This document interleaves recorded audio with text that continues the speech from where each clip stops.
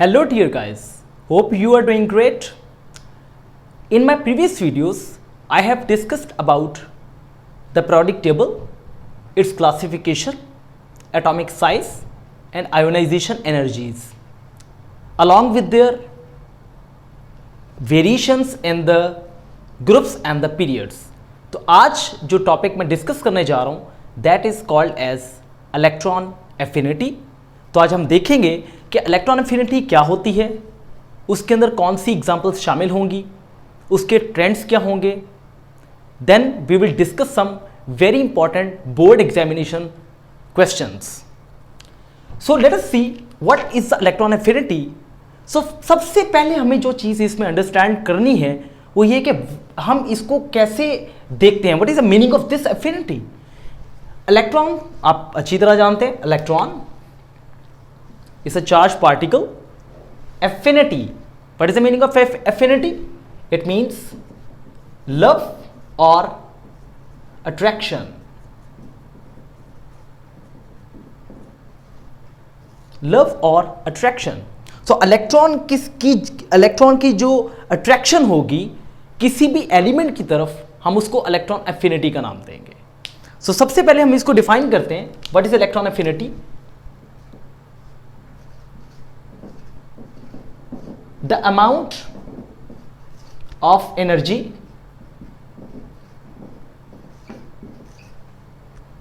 released when an electron is added in the valence shell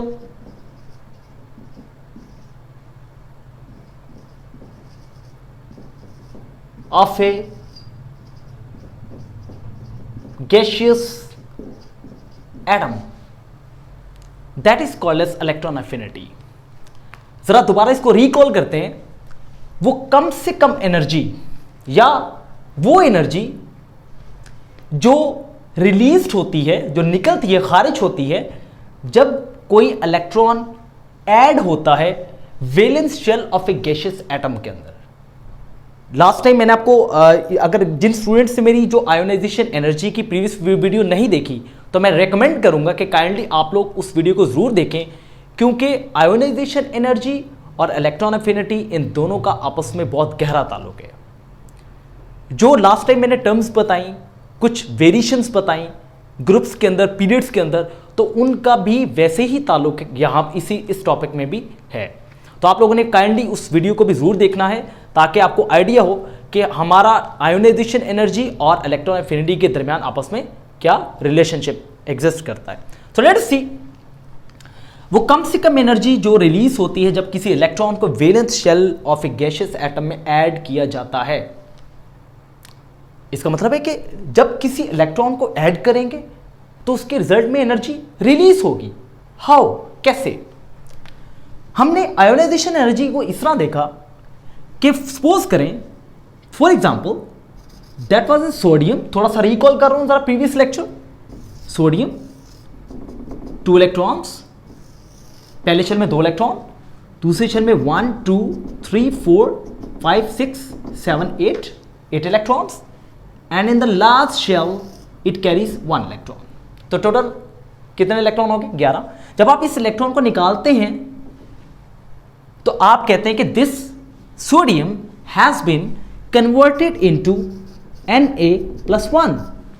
तो वो energy जो आपने इसको दी इस इलेक्ट्रॉन को लूज करने के लिए, that energy was the ionisation energy. तो आप इसको एनर्जी प्रोवाइड कर रहे हैं इलेक्ट्रॉन को लूज करने के लिए. सिमिलरली अगर मैं बात करूं इलेक्ट्रॉन एफिनिटी की, तो उसमें इलेक्ट्रॉन जैसे ही ऐड होता है तो उसके रिजल्ट में जो एनर्जी है वो एब्जॉर्ब होगी. कैसे? वो रिलीज होगी. यहां पर एनर्जी एब्जॉर्ब होगी आयोनाइजेशन एनर्जी में, और इलेक्ट्रॉन एफिनिटी में एनर्जी जो है वो रिलीज होगी. कैसे रिलीज होगी? Let us see. For example if I just talk about the case of fluorine. it has two electrons in inner most shell, जो सबसे पहले मिदार में कितने इलेक्ट्रॉन होंगे? 2 इलेक्ट्रॉन्स। दूसरे शेल में कितने होंगे? 1 2 3 4 5 6 एंड 7। अगर इसके इलेक्ट्रॉनिक कॉन्फ़िगरेशन को देखें तो पहले शेल में होंगे 2 इलेक्ट्रॉन्स और दूसरे शेल में होंगे 7 इलेक्ट्रॉन्स। इट मींस दैट इसको 1 इलेक्ट्रॉन की जरूरत है अपना ऑक्टेट कंप्लीट करने के लिए। तो जैसे ही ये 1 इलेक्ट्रॉन किसी से रिसीव करेगा, अब आप कहते हैं कहां से रिसीव करेगा? फॉर एग्जाम्पल अगर सोडियम इसके साथ अटैच होना चाह रहा है तो सोडियम अपना इलेक्ट्रॉन देगा और जो फ्लोरीन है वो 1 इलेक्ट्रॉन उससे रिसीव करेगा। जैसे 1 इलेक्ट्रॉन रिसीव करेगा +1, सो ये अपना क्या मुकम्मल कर लेगा? ऑक्टेट,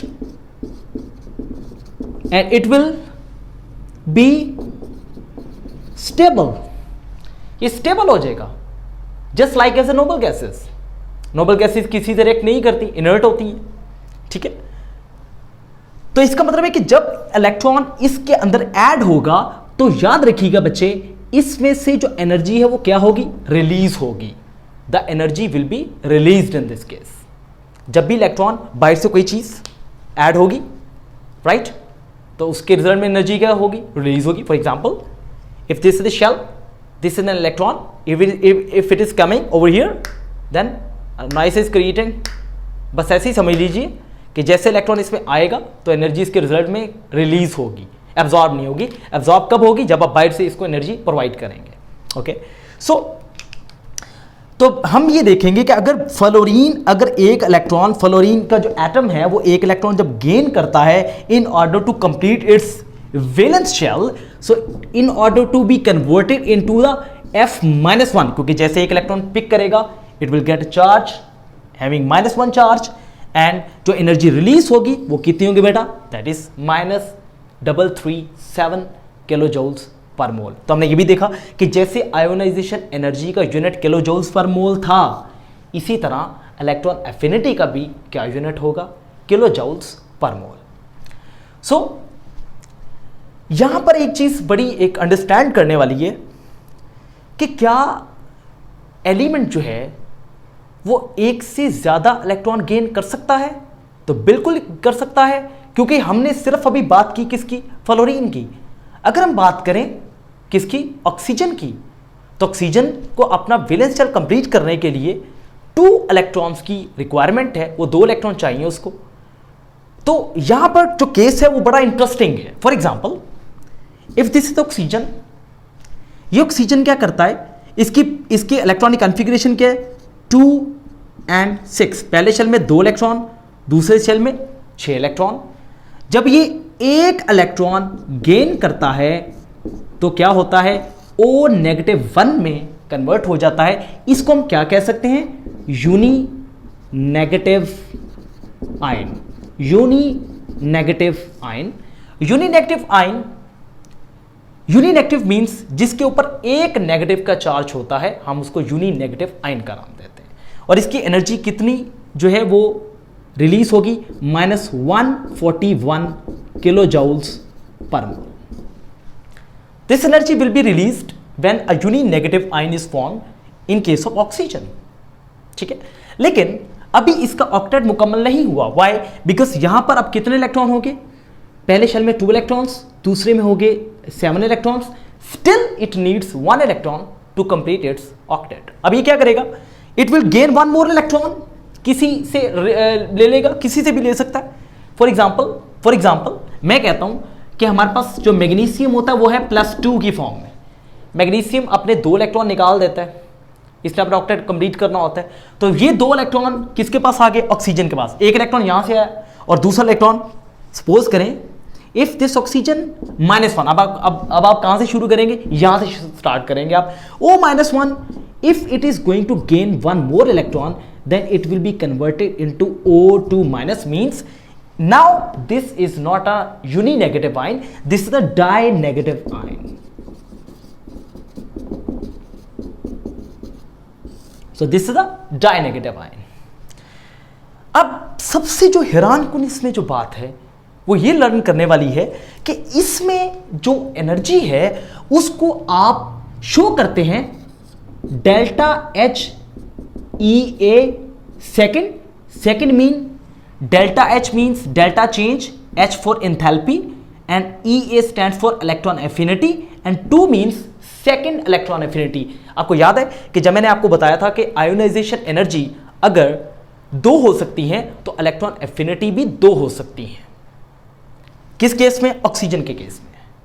तो ऑक्सीजन के जो डेल्टा इलेक्ट्रॉन एफिनिटी है, जो सेकेंड इलेक्ट्रॉन एफिनिटी है, वो होती है +776. कुछ लिटरेचर में 776 लिखते हैं, कुछ में 738 लिखते हैं, लाइक दैट. लेकिन यहां पर सबसे बड़ी जो काबिल गौर बात है वो ये है कि यहां पर साइन जो है फर्स्ट इलेक्ट्रॉन एफिनिटी के लिए जो साइन है ऑक्सीजन के केस में वो शो हो रहा है -141.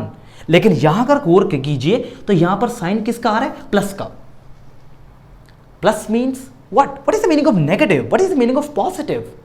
Negative means it is a exothermic reaction,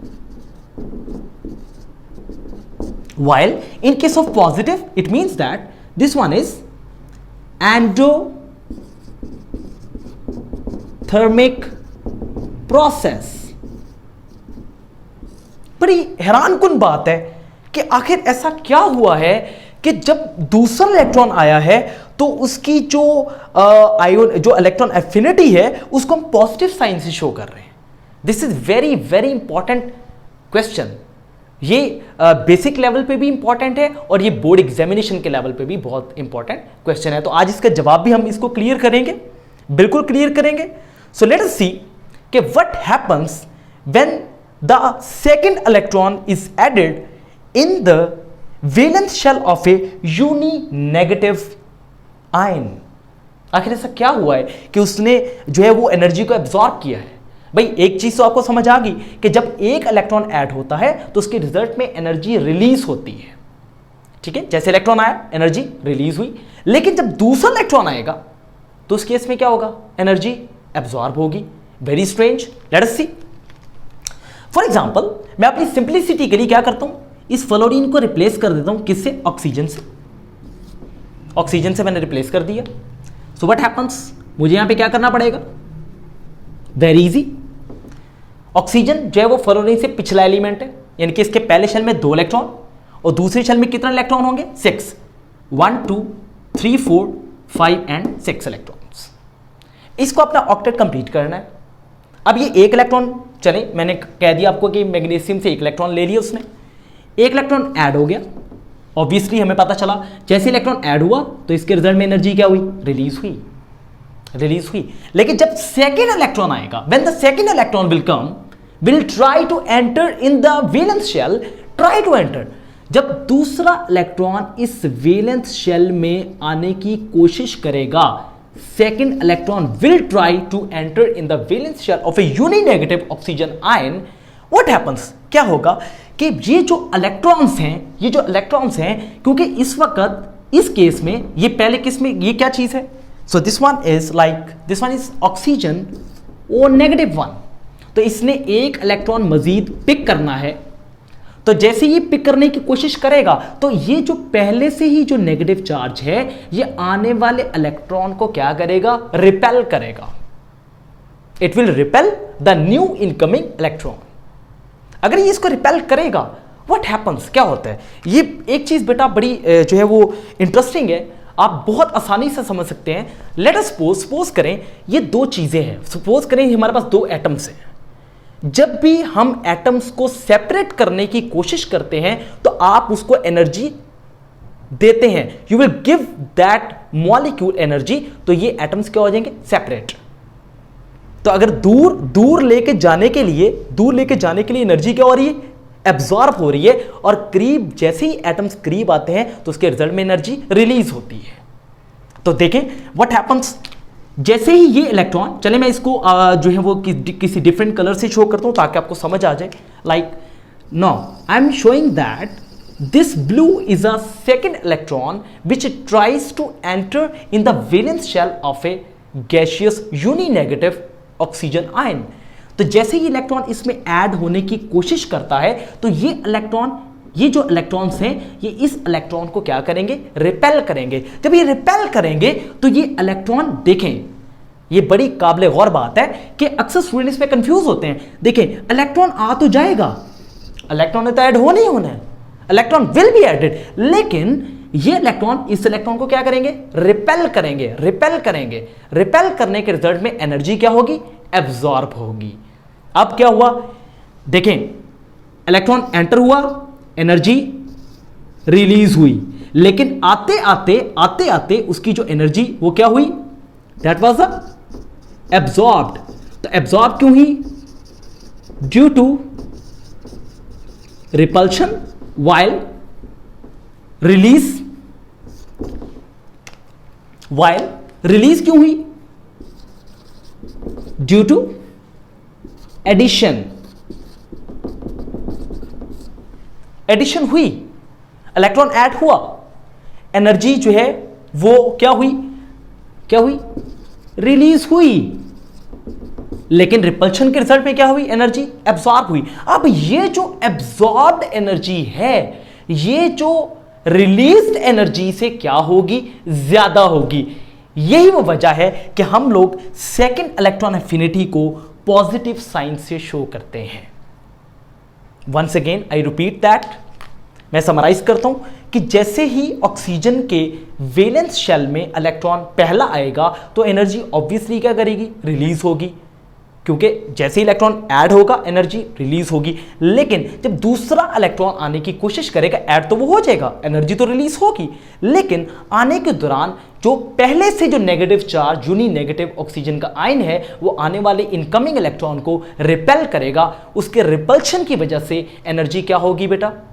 that will be absorb. और ये जो डेल्टा एनर्जी एब्सॉर्ब है, अब इसको ऐसे भी लिख सकते हैं, delta enthalpy which is absorbed that is greater than delta H that is released. That's why the second electron affinity is always shown by the positive sign. I hope so you understand this one. So let us see some more things about the electron affinity. तो हमने ये देखा कि electron affinity जो है उसका sign, second electron affinity का sign positive होता है, फर्स्ट का नेगेटिव होता है। यूजुअली ये कैसे प्रोसेसेस होते हैं? एक्सोथर्मिक रिएक्शंस होते हैं। So we will discuss about the trends of the electron affinity, कि आखिर इलेक्ट्रॉन एफिनिटी को क्या हो रहा है, that is along the group and across the periods. So जैसा कि मैंने आपको कहा कि मेरी जो प्रीवियस वीडियो है जिसको मैंने जो है वो आयोनाइजेशन एनर्जी के मैं नाम दे रहा हूँ, तो अगर आप उसको गौर से देखें तो मैंने उसमें बड़ी डिटेल के अंदर आपको एक्सप्लेन किया था कि how the electronic configuration effects the ionisation energy. तो जैसा कि वहाँ पर इफेक्ट होता है वैसे ही सेम इफेक्ट किस केस के अंदर होगा? इलेक्ट्रॉन एफिनिटी के अंदर होगा। तो we have to discuss very much in detail how it is going to effect. So let us see.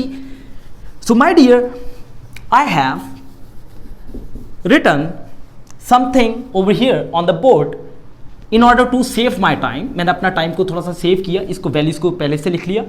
तो let's see, अगर हम बात करें trends of the electron affinity along the group,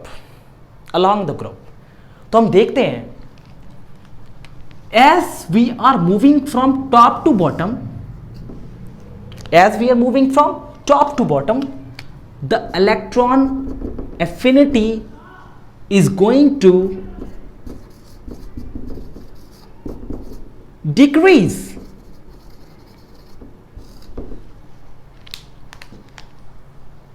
कि जैसे जैसे आप ऊपर से नीचे मूव कर रहे हैं, सो इलेक्ट्रॉन एफिनिटी जो है वो डिक्रीज करती जा रही है। लेकिन हम जरा इसको जरा गौर से देखते हैं। Fluorine -328 minus signs means it is a exothermic process.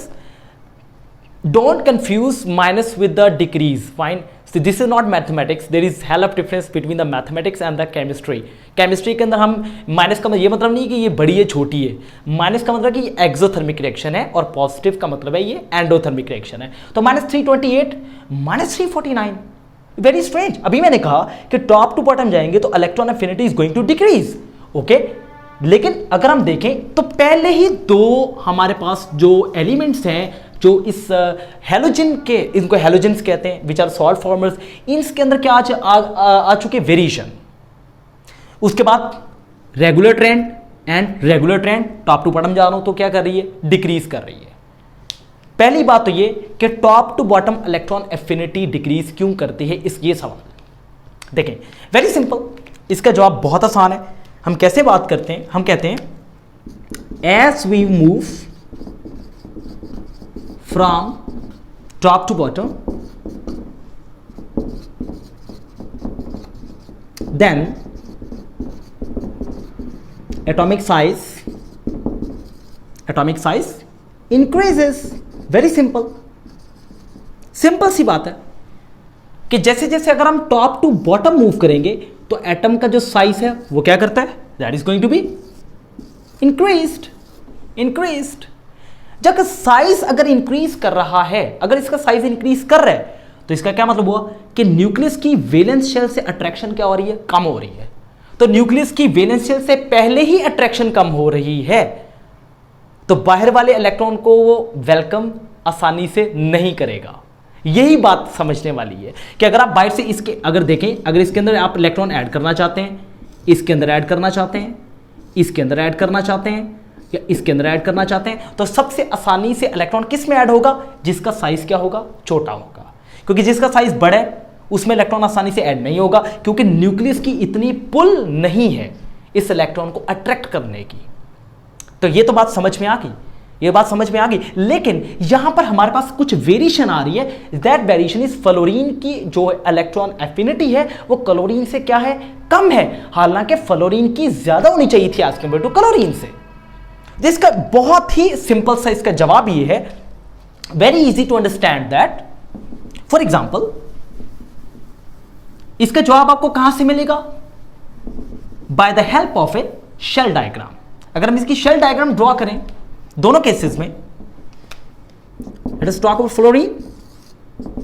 First shell contain 2 इलेक्ट्रॉन्स, the second shell contain 1 2 3 4 5 6 and 7।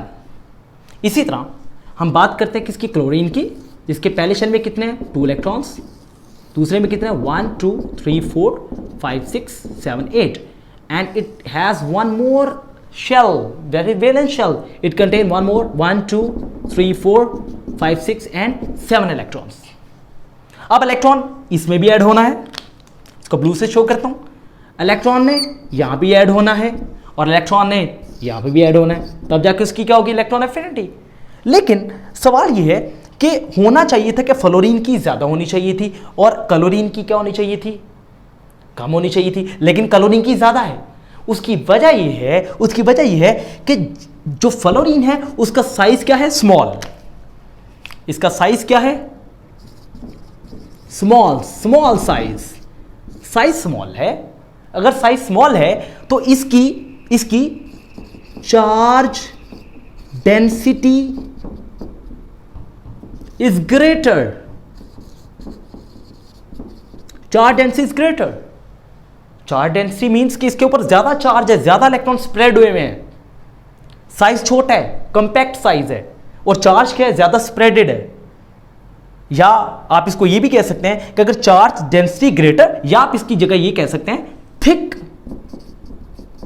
Electronic cloud. इसका जो इलेक्ट्रॉनिक क्लाउड है वो क्या है, थिक है। अगर इसका थिक इलेक्ट्रॉनिक क्लाउड है तो इसका मतलब कि आने वाला जो इलेक्ट्रॉन है वो इन इलेक्ट्रॉन्स के साथ क्या होगा, रिपल्शन होगी। तो ये इलेक्ट्रॉन इन इलेक्ट्रॉन्स को क्या करेंगे, रिपेल करेंगे। जैसे ही इसको रिपेल करेगा तो मैं कहूंगा इसकी जो इलेक्ट्रॉन एफिनिटी है वो कम हो जाएगी। लेकिन इस केस में साइज क्या है, bigger. If the size is bigger तो इतना इलेक्ट्रॉन के साथ, जो बाकी इलेक्ट्रॉन के साथ कोई रिपल्शन खास मौजूद नहीं है। साबित हुआ कि क्लोरीन की इलेक्ट्रॉन एफिनिटी फ्लोरीन से क्या होती है, ज्यादा होती है। क्यों? क्योंकि क्लोरीन का साइज ग्रेटर है और फ्लोरीन का साइज छोटा है, इसकी चार्ज डेंसिटी ज्यादा है। आने वाला इलेक्ट्रॉन बाकी इलेक्ट्रॉन से क्या होगा, रिपेल होगा। यहां पर रिपल्शन इतनी खास नहीं है। यही वजह कि क्लोरीन की इलेक्ट्रॉन एफिनिटी फ्लोरीन से ज्यादा है। आई hope so you understand this question. Now let us see. So this was all about the trends along the group. Now the next case is very technical, very important. That is called as how electron affinity effects across the period. Very very technical to understand this one. मैंने कुछ values time save करने के लिए पहले से लिखी. Late us सी. सो अगर हम बात करें लिथियम की, तो what I am talking about, याद रहे कि this all that period is the second period. मैंने सेकेंड पीरियड के एलिमेंट्स को लिखा है.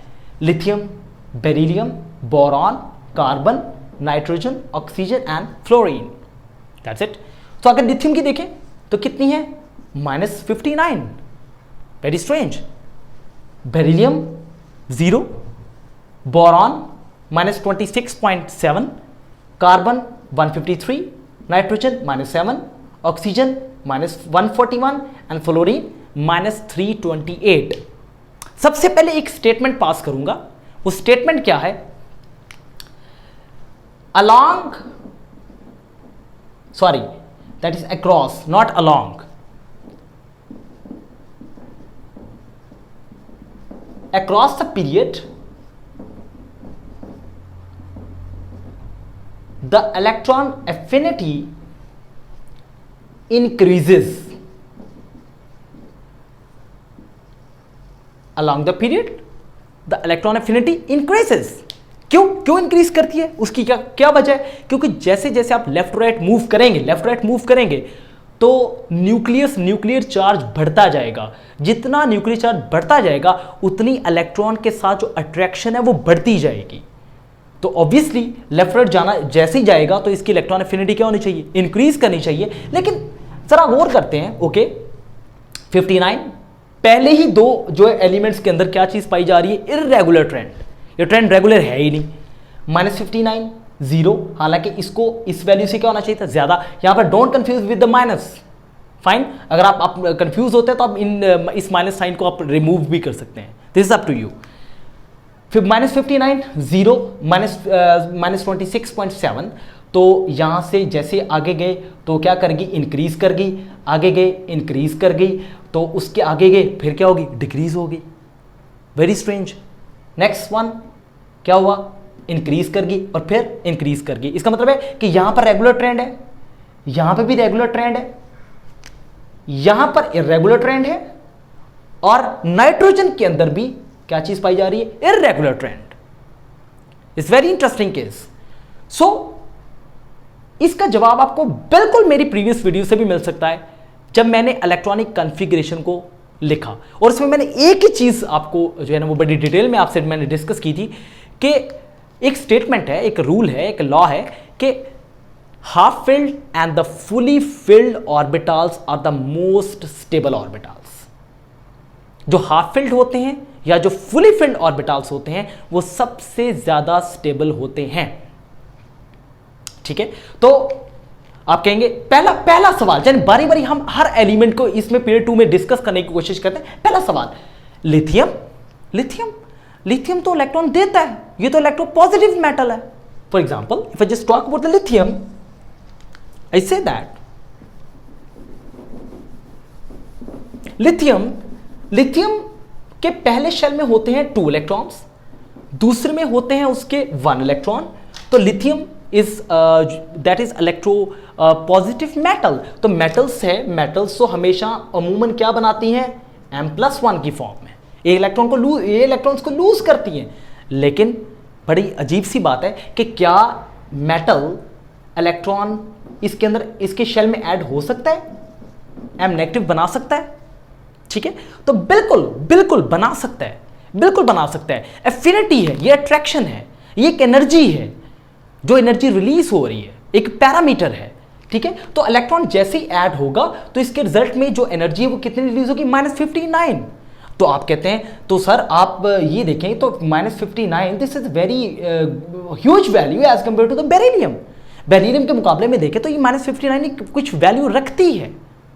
This is the value something. तो मैं ये कहूंगा कि सपोज करें, let us try to write down the electronic configuration for the lithium. It has, अब मैं सिर्फ वैलेंस शेल इसमें राइट अप करूंगा. 2s1, this is the valence shell electronic configuration for the lithium. That's it. तो अगर इस वक्त ये क्या है? 1 इलेक्ट्रॉन है, ठीक है। तो क्या है कि अगर इसमें एक इलेक्ट्रॉन आ जाए, अगर इसमें एक इलेक्ट्रॉन ऐड हो जाए, तो जरा गौर कीजिए, ये ऑर्बिटल फुली फिल्ड नहीं हो जाएगा।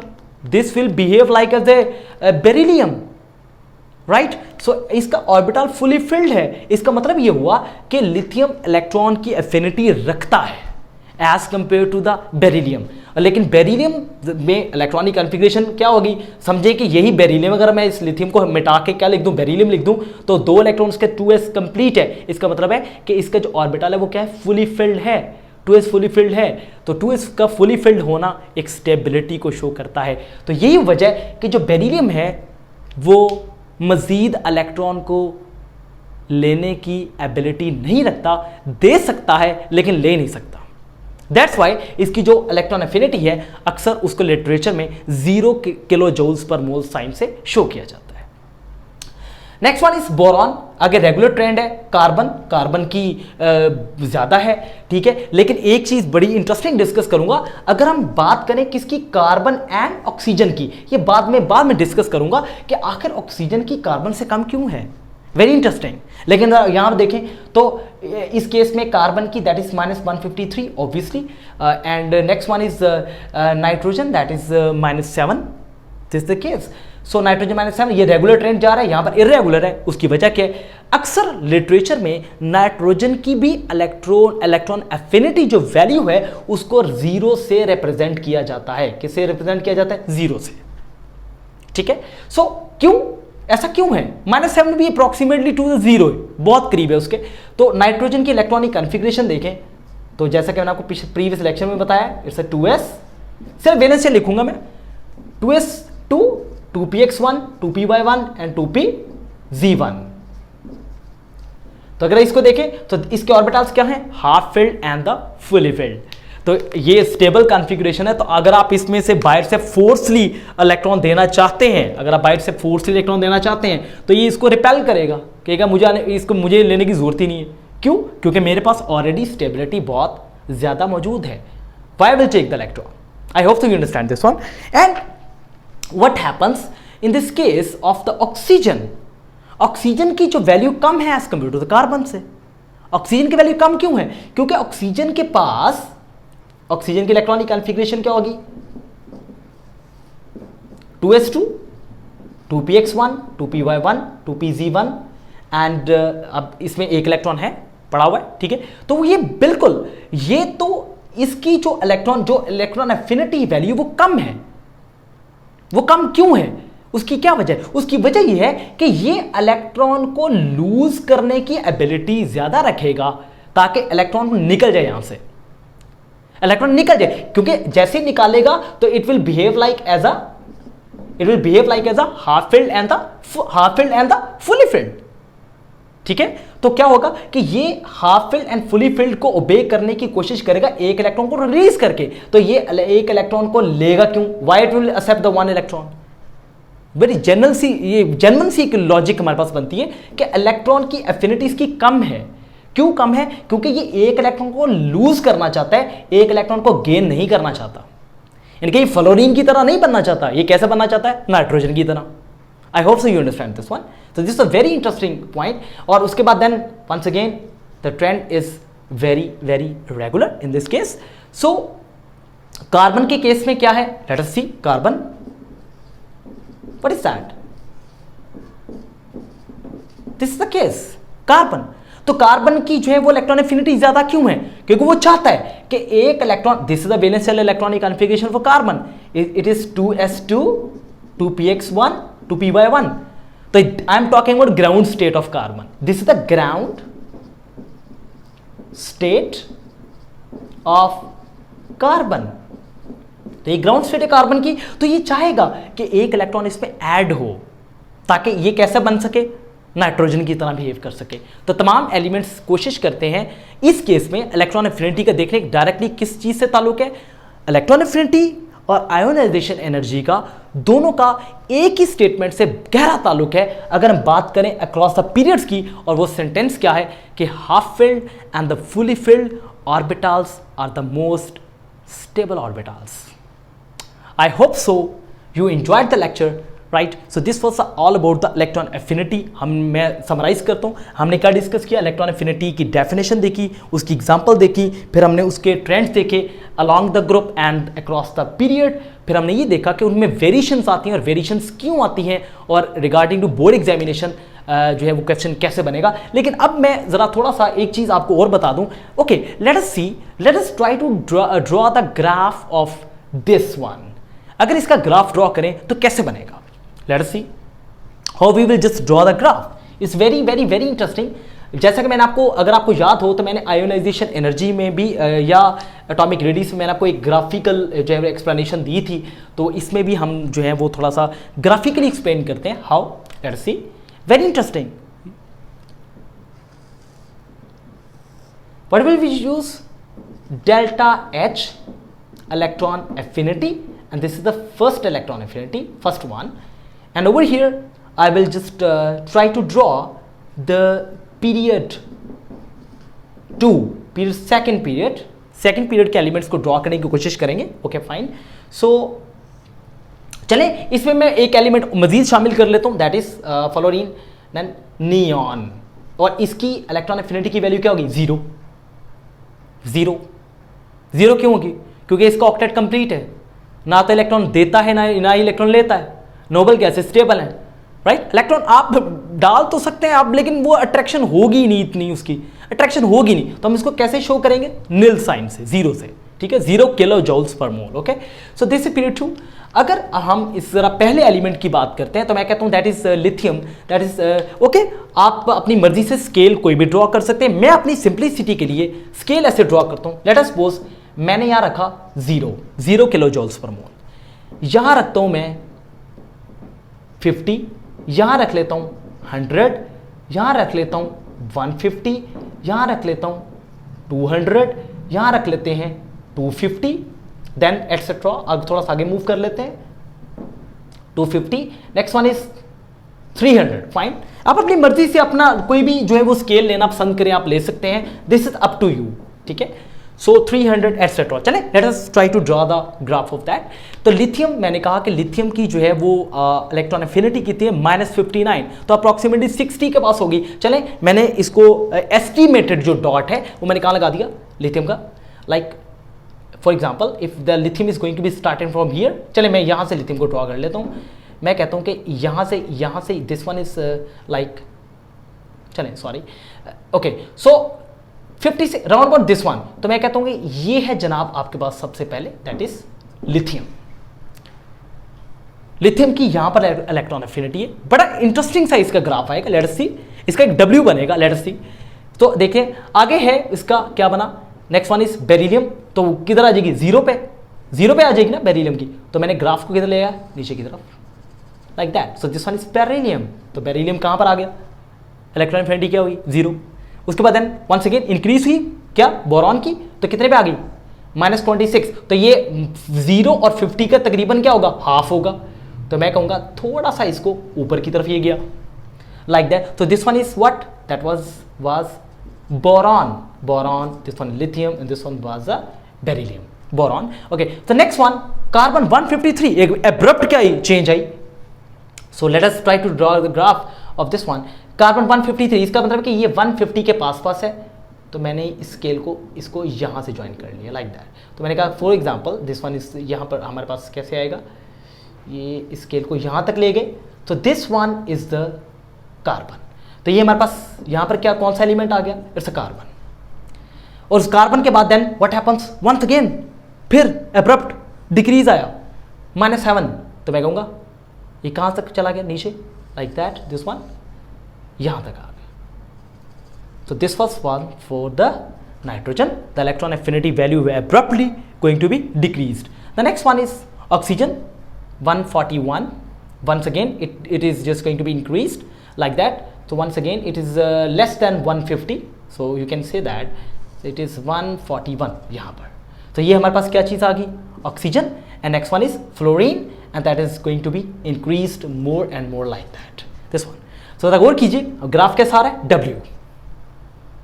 So this was the graphical representation of the period number 2 if we just talk about the case of electron affinity. I hope so. This was very much enough for you guys to understand the electron affinity. Please don't forget to like and subscribe my channel. Thank you very much. Have a nice time.